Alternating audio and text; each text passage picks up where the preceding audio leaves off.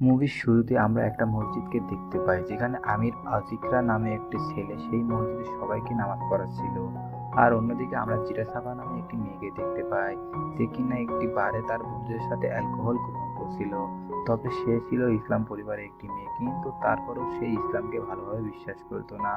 যাই হোক, এরপরে যখন আমিরের নামাজ পড়ানো শেষ হয়ে যায় তখনই আমরা দেখতে পাই জিরার মাথা হঠাৎ করে ঘুরতে থাকে। এতে করে সে ওয়াশরুমে চলে যায় এবং সে একটি কাঁচের বোতল নিয়ে একটি আয়নার দিকে সজোরে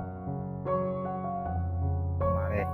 এতে করে আয়নাটি সাথে সাথে ভেঙে যায়। তখন জিরার সেই ভাঙা আয়নার দিকে তাকিয়ে তার বাবার অতীতের স্মৃতিগুলো মনে করতে থাকে, যেখানে আমরা তার বাবার কবর জিয়ারতের দৃশ্য দেখতে পাই। আর এরপরে আমরা বর্তমানে চলে আসি এবং দেখতে পাই তার বান্ধবী নিধি তাকে একটি হসপিটালে নিয়ে যাচ্ছে, কেননা জিরা সেই ভাঙা কাঁচের টুকরা দিয়ে তার হাতটি কেটেছিল। এরপর যখন জিরার জ্ঞান ফিরে আসে তখন তার বড় বোন বেলা এসে জিরার সাথে অনেক রাগারাগি করে এবং ভবিষ্যতে যেন তার ছোট বোন জিরা এসব না করে সেই সম্পর্কে অনেক ভালোভাবে বুঝিয়ে বলে। তখন তার বড় বোনের কথা শুনলে জিরা তার নিজের ভুলটি বুঝতে পারে। এরপর যখন জিরা বাসায় ফিরে আসে তখন জিরা তার বাবার ছবিটি দেখলে সে আবারও তার বাবার স্মৃতিগুলো মনে করতে থাকে, যেখানে তার বাবা বলেছিল একটি মেয়ে সবসময় সম্মানিত হয় যখন সবসময় মেয়েটি আল্লাহর পথে চলে এবং কি সে সবসময় বাবা মায়ের সেবা যত্ন করবে। আর সেই সন্তানের জন্যই যেন তার বাবা মা জান্নাতের বিনা হিসেবে খোঁজ করতে পারে। আর এইসব মনে করতে করতে জিরার দু চোখ দিয়ে অজান্তেই পানি চলে আসে। আর এর মধ্যেই তার বান্ধবী নিকি ফোন দিলে জিরা তার বান্ধবীর ফোনটি রিসিভ না করে ঘরের মধ্যে যত তার সাথে নিকির ছবি ছিল তখন সেই সব ছবিগুলো জিরা ওয়াল থেকে খুলে সব ছবিগুলো ড্রয়ারে রেখে দেয়। তবে জিরা একটি মাত্র ছবি ওয়ালে লাগিয়ে রাখে, কেননা যতই হোক নিকি তার বেস্ট ফ্রেন্ড ছিল। এরপর যখন জিরা খাবার খেতে নিচে নামে তখন তার মা, বড় বোন এবং তার দুলাভাই হারমান জিরাকে দেখে অনেকটা অবাক হয়ে যায়। আর এই সব দেখে জিরার মা বলে ওঠে মাশাআল্লাহ। তখন সে তার মেয়েকে আরো বলে আমার মেয়ে দেখতে আসলে অনেক সুন্দর। এসব বলে জিরার মা তাকে জড়িয়ে ধরে। তারপর জিরা খাবার খেতে বসলে জিরা তার বড় বোনকে বলে আমি সম্পূর্ণভাবে ইসলামের পথে চলতে চাই, তুমি কি আমাকে গাইড করতে পারবে? এইসব শুনে বেলা বলে আমি তোমাকে যা যা করতে বলবো তুমি কি সেই সব করতে পারবে? জিরা বলে হ্যাঁ, আমি করতে পারবো। এরপর বেলা তার ছোট বোনকে বলে তোমার প্রথম ধাপ যত আশেপাশে বন্ধু আছে তাদের থেকে চিরতরে দূরে থাকা। তখন এসব শুনে জিরা তার ফোনের সিম কেটে ফেলে। এরপর বেলা জিরাকে একটি কোরআন শরীফ দিয়ে বলে এটা তোমার দ্বিতীয় ধাপ, আর তোমাকে নিয়মিত কোরআন শরীফ শেখার জন্য তোমাকে প্রতিদিন মসজিদে যেতে হবে। এরপর যখন বেলা তার বোনকে নিয়ে মসজিদে প্রবেশ করে তখন জিরা তার ছোটবেলার বান্ধবী ইন্তানকে দেখতে পায়। এতে করে ইন্তান জিরাকে দেখে অনেক খুশি হয়ে যায়। তবে বেলা যেখানে তার বোনকে কোরআন শরীফ অধ্যয়ন করার জন্য নিয়ে গিয়েছিল সেখানকার আলেমের কথা জিরা ঠিকমতো বুঝতে পারছিল না। এতে করে তার বড় বোন অনেক চিন্তিত হয়ে পড়ে। আর এমনই একদিন বেলা পত্রিকায় বড় একজন আলেমের নাম দেখতে পায়। এতে করে বেলা তার বোনকে নিয়ে সেই আলেমের মসজিদে চলে যায়। আর এই আলেমের নাম ছিল আমির আজিকরা। আর আমির ছিল ইন্দোনেশিয়ার সবচেয়ে জনপ্রিয় একজন আলেম। যাই হোক, সেই সময় তখন আমির বলছিল এই ক্ষণস্থায়ী জীবন কখনো বেঁচে থাকার জন্য নয়, অতএব আমাদেরকে মৃত্যুকে ভয় করা উচিত নয়। আর মৃত্যু কিন্তু সব কিছুর শেষ নয়, বরঞ্চ মৃত্যুর মাধ্যমে আমাদের বাস্তবতার জীবন শুরু হয়। সে আরো বলে আমরা যেন সবাই জান্নাতে একত্রিত হতে পারি, আমিন। আর এইসব শুনে জিরার অনেকটাই ভালো লাগে। আর সেই সময় তার বান্ধবী ইন্টার্ন জিরাকে বলে আমার তো তাকে অনেক ভালো লাগে, মনে হচ্ছে আমি তার কাছে কোরআন শরীফ অধ্যয়ন করতে চাই। তুমি কি এখানে কোরআন শরীফ অধ্যয়ন করবে? জিরা বলে হ্যাঁ, আমিও করব। এরপর যখন ধর্মীয় সমাবেশটি শেষ হয়ে যায় তখন আমির মসজিদ থেকে বের হয়ে আসার সময় সে দূর থেকে জিরাকে লক্ষ্য করছিল। আর সেই সময় তার বন্ধু আবু তাকে ডাক দিলে আমি তার বন্ধুর কাছে চলে যায়। আর তখন আবু জিরাকেও ডাক দেয়। তখন ইন্টার্ন জিরাকে বলে তুমি কি তাকে চেনো? জিরা বলে হ্যাঁ, সে তো আমার পুরনো বন্ধু হয়। এরপর তারা দুজন সেখানে গেলে আমির বলে আসসালামু আলাইকুম। উত্তরে ইন্টার্ন আর জিরা বলে ওয়ালাইকুম আসসালাম। এরপর যখনই আমির তার পরিচয় দিতে ধরে তখন জিরা বলে আমি আপনাকে চিনি, আপনার নাম আমির আজিকরা। এসব বলে যখনই জিরা তার পরিচয় দিতে ধরে তখন আমির বলে আমিও আপনাকে চিনি, আপনার নাম জিরা সাফা। জিরা বলে আপনি কিভাবে চিনেন? আমির বলে আমি আপনাকে ইনস্টাগ্রামে ফলো করছিলাম, আর যদিও আপনি আমাকে ফলো করেননি তারপরেও আর এসব শুনে তো জিরা কিছুটা অবাক হয়ে যায়। এরপর এরপর আমরা দেখতে পাই ইন্তান আর আব্বু একে অপরের সাথে পরিচিত হয় হয় সেই সময় ইন্তান আবুকে বলে, আমি আপনাকে আগে থেকে ইনস্টাগ্রামে ফলো করেছিলাম। এসব শুনে আবু বলে, মাফ করবেন, মাফ করবেন। তারপর আমরা দেখতে পাই জিরাও আমিরকে ইনস্টাগ্রামে ফলো করছে, আর এখানে আমরা বুঝতে পারি তারা একে অপরকে পছন্দ করতে পারে।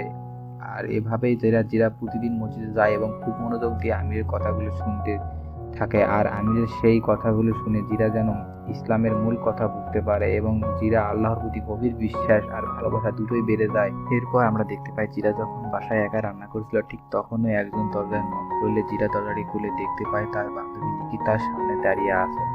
তখন নিকি জিরাকে দেখে বলে, বাহ, তুমি তো ভালোই পরিবর্তন হয়েছো, আর আজকাল দেখছি কোরআন শরীফও অধ্যয়ন করছো। এসব বলে যখন নিকি জিরাকে তার সাথে নিয়ে যেতে চায়, ঠিক তখনই জিরা তাকে ধাক্কা দিয়ে দরজা লাগিয়ে দেয়। এরপর জিরা কোরআন শরীফ অধ্যয়ন শেষে বাসায় ফেরার সময় আবু ইন্তান আর জিরাকে সালাম দিয়ে বলে, জিরা, আমি তোমাকে কিছু বলতে চাই। তখন আমির বলে, জিরা, আমি কি তোমার মায়ের ফোন নাম্বারটি পেতে পারি? জিরা বলে, নিশ্চয়ই, কিন্তু কেন? আমির বলে, আমি শুধু যোগাযোগ রাখার জন্য।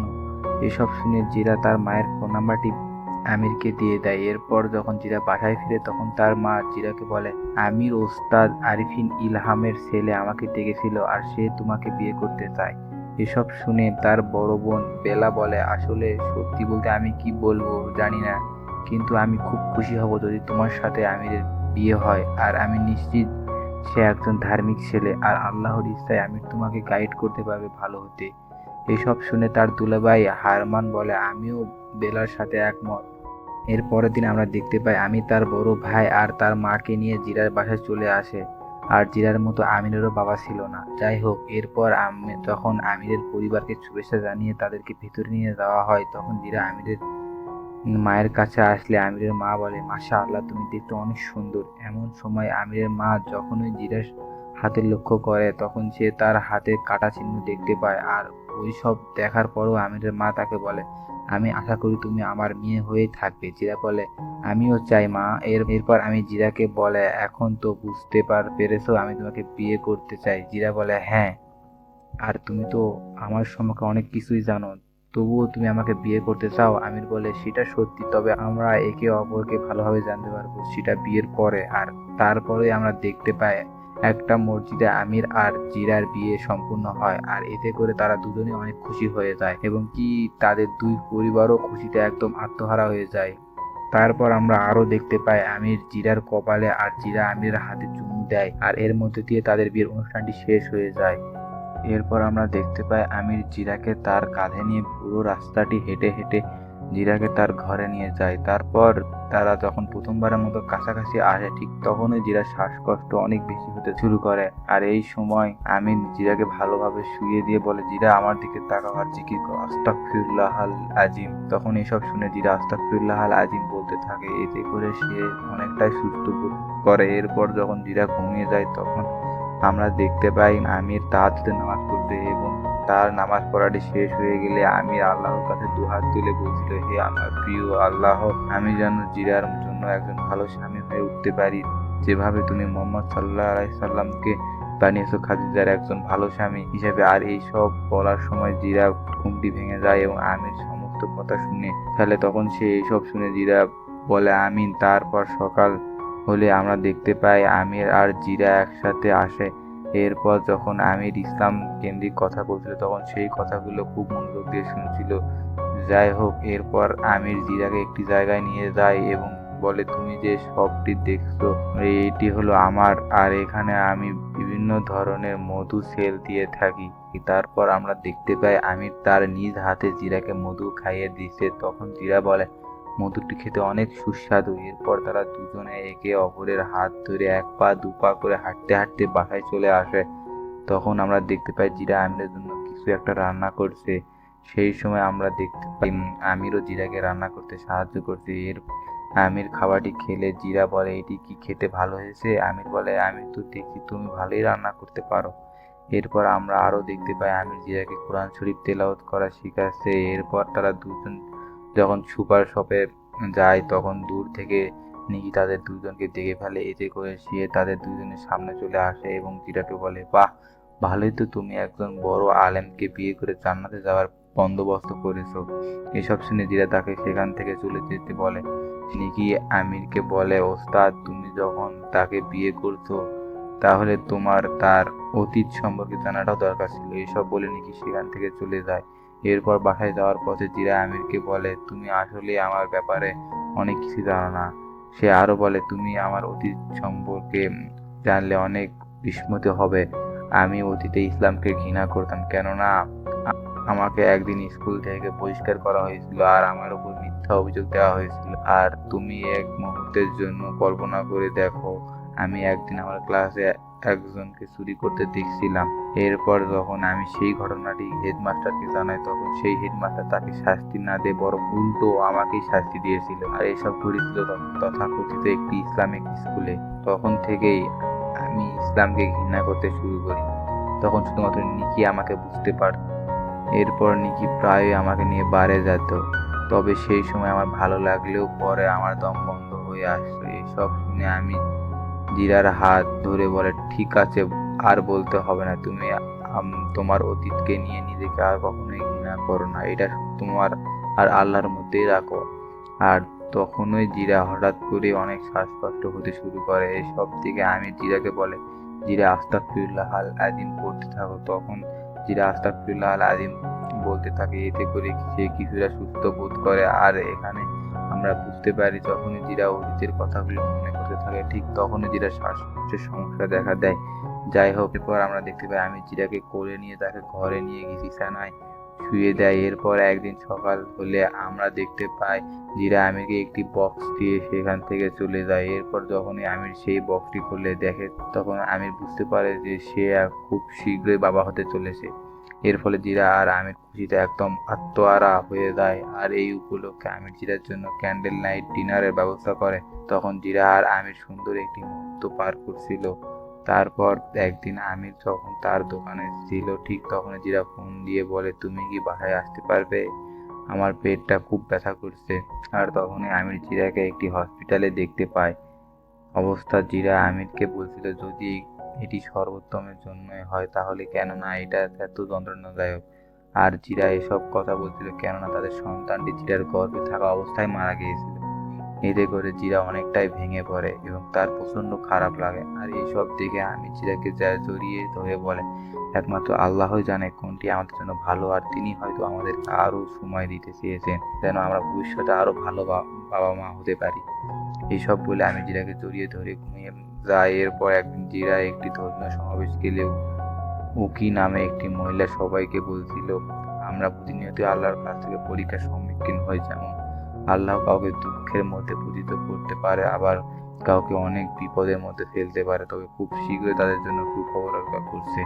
আর আমরা যদি কেউ খুব কষ্টের মধ্যে থাকো তাহলে তোমার ধৈর্য ধারণ করা এবং আল্লাহর প্রতি বিশ্বাস রাখো, দেখবে আল্লাহ চাই তোমাদের কষ্ট আর বেশি দিন থাকবে না। এই শুনে জিরা বলে, আমিন।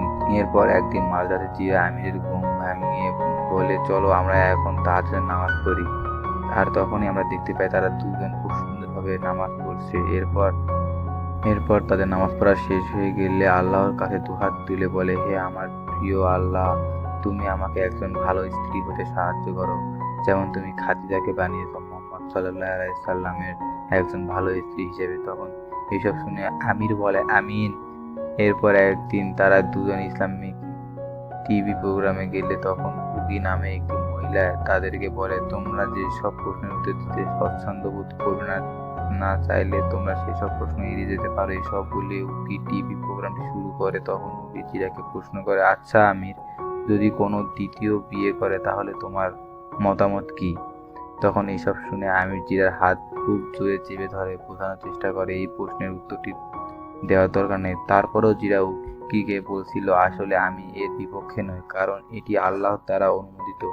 সে আরো বলে, সব পরে যদিও আমি আমিরকে বিয়ে করছি, তারপরেও সে পুরোপুরি আমার নয়। আর যদি দ্বিতীয় কোনো বিয়ে করতে চায় সে, তাহলে আমার কোনো আপত্তি নেই। এসব বলে জিরা আমিরকে বলে, এখন তো মনে হচ্ছে সত্য সত্যই তোমাকে অনুমতি দিচ্ছি, আর তুমি কি কখনো আমাকে রেখে বিয়ে করতে চাও? তখন আমির জিরার হাতে চুমু দিয়ে ইশারার মাধ্যমে বোঝানোর চেষ্টা করে, কখনোই না। তারপর বাসায় ফেরার পথে আমির জিরাকে বলে, উকির এই প্রশ্নের জন্য আমি আসলে অনেক দুঃখিত, আর এটি হয়তো তোমাকে অস্বস্তিকর একটি পরিস্থিতিতে ফেলেছে। এসব শুনে জিরা বলে, আমার কাছে ক্ষমা চাওয়ার কোনো প্রয়োজন নেই, আর আমিও জানি এই প্রশ্নটি তোমার কাছেও অস্বস্তিকর ছিল।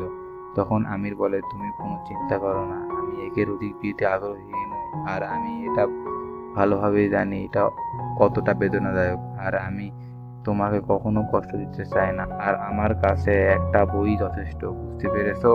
এরপর একদিন আমির জিরার চোখে কাপড় বেঁধে সে জিরাকে একটি জায়গা নিয়ে আসে, এবং সেখানে আমির জিরার চোখ থেকে কাপড়টি খুলে দেয়। তখন জিরা তার সামনে একটি নতুন বাড়ি দেখতে পায়। সেই বাড়ি আমির বলে, এটা হলো আমাদের নতুন বাড়ি। আর এই সব দেখে তো জিরা অনেক খুশি হয়ে যায়। এরপর তারা দুজন তাদের নতুন বাড়িটি ঘুরে ঘুরে দেখছিল এবং বলছিল, এই ঘরে আমরা থাকবো আর এই ঘরে আমাদের সন্তানরা থাকবে।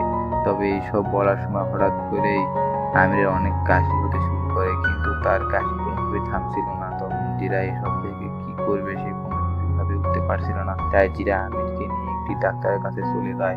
তখন সেই ডাক্তারটি জিরা আর আমিরকে বলে, আমিরের লাংসে একটি দাগ পাওয়া গিয়েছে, আর এই সমস্যাটির কারণে তার শ্বাস নিতে অসুবিধা হচ্ছে এবং তার ঘন ঘন কাশি হচ্ছে।